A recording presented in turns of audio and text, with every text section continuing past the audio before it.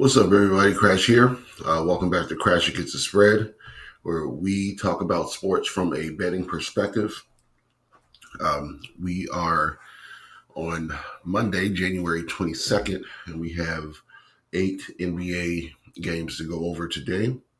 If you like the videos, like the content, please remember to like and subscribe.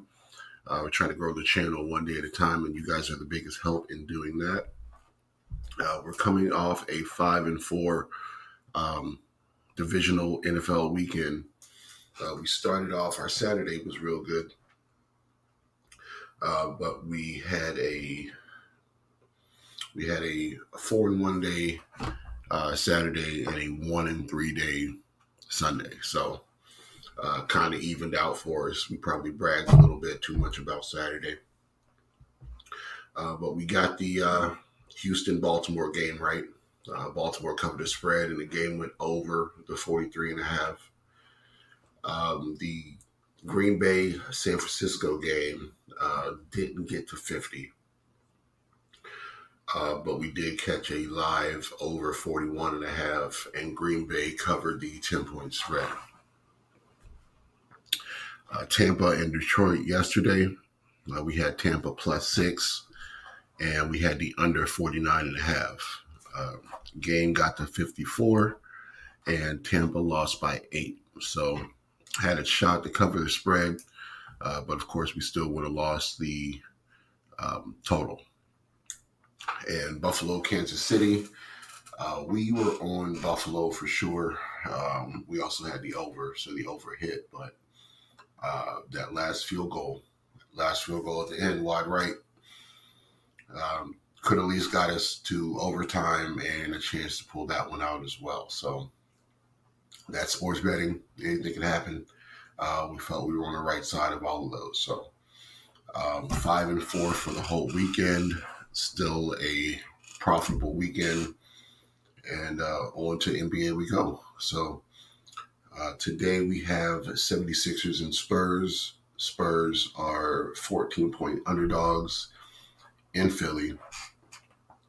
For this game, I lean actually to the Spurs. They're only 1-4 in their last 5 games, but they beating the Wizards in that time span. So it's not a team to write home about. But 76ers are that's a lot of points. That's a lot of points to cover at home in the middle of some games where you might not care about blowing teams out. So in Philly's last couple, they've played the Hornets, the Magic with no Wagner. They beat the Nuggets at home. They beat the Rockets, Kings at home, Hawks on the road. So they're coming off a couple game win streak here. And they're about to go on the road. For a couple games. They got the Pacers next. They got the Nuggets in Denver coming up. So a few harder games. I'm not going to say they're going to look ahead on this one, especially when the Pacers game's not till Thursday. But I think that the Spurs are trying to compete in a lot of these games, and I will take the 14 whole points in this first game. This is their first meeting this year as well, so they don't know how to play each other yet. So Spurs +14 is where I would lean. I'm not sure if I'll get there. Cavs at Magic, second game. Magic are 1.5-point underdogs at home. Franz Wagner is back. He played yesterday against the Heat. So the Magic are on a back-to-back. That's the only team they've beaten in the last 5 games is the Heat yesterday. And the Cavs are 5-0 in their last 5. Jared Allen has been playing well in the center role.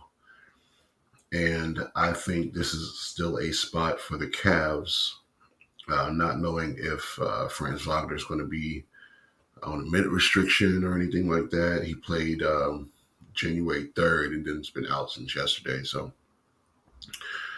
I am going to lean Cavs minus the 1.5, just asking them to win the game by 2. And no thoughts on the total, really. It's at 216. It's pretty low, but both of these teams can lock down on defense. So Cavs minus 1.5 for that one. Bucks at Pistons. This is the fourth and last meeting of these two teams. Bucks are 3-0, straight up on his road trip. 4-1 in their last 5. Pistons and Bucks really just played a couple days ago. 141-135 was the final score, and the Pistons covered that point spread. And I lean for them to actually do the same thing again here. Not sure if the Bucks really care how much they beat this team by. They've won every game this season so far.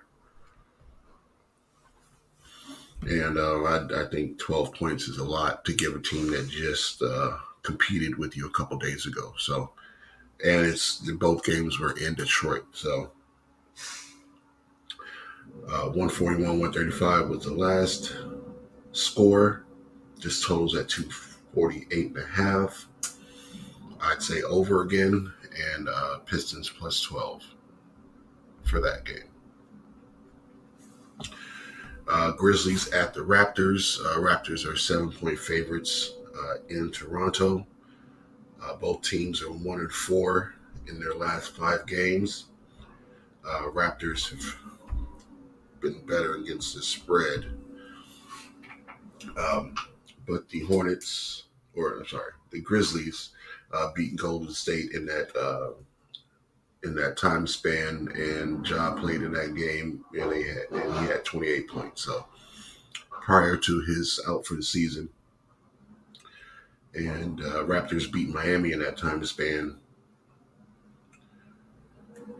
but still have lost 4 other games.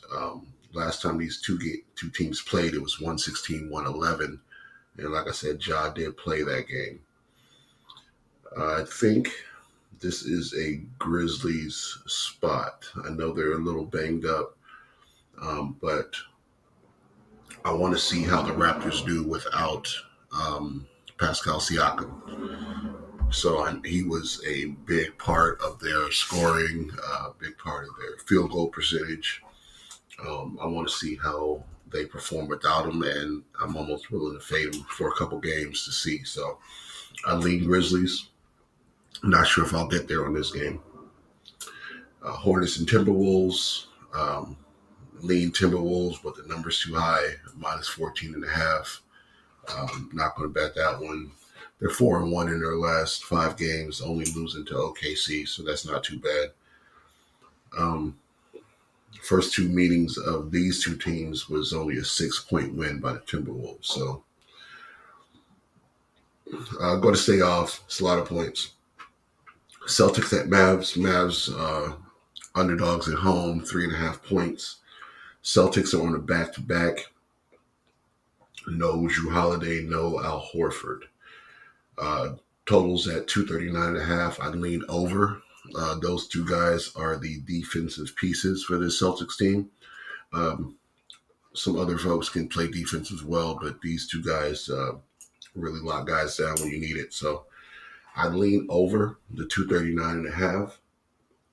I don't know if I'll get there on the spread, though. So there's Celtics, Mavs over. Bulls and Suns. Suns are 5-point favorites in Phoenix.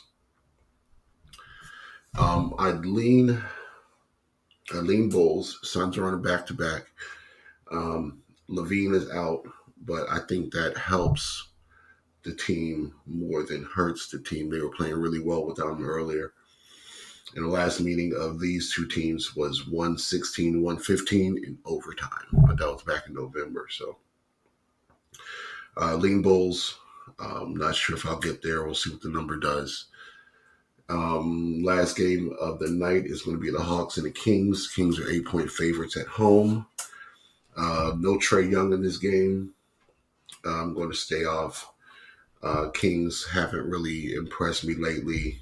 They've given up a lot of leads at home or in games in general where they had the lead. They've let teams come back, creep back in, lose the spread, lose the game. So just want to stay off this game for sure. So I think I've narrowed it down to 3. I'm going to be on the Cavs minus the 1.5 against the Magic. I'm going to be on the Pistons plus 12 against the Bucks and the over. I think I like the spread better than the total.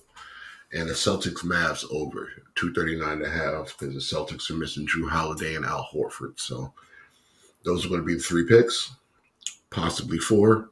Lock those in. Let's get this money. And we will talk to you tomorrow for some more NBA basketball. See you then.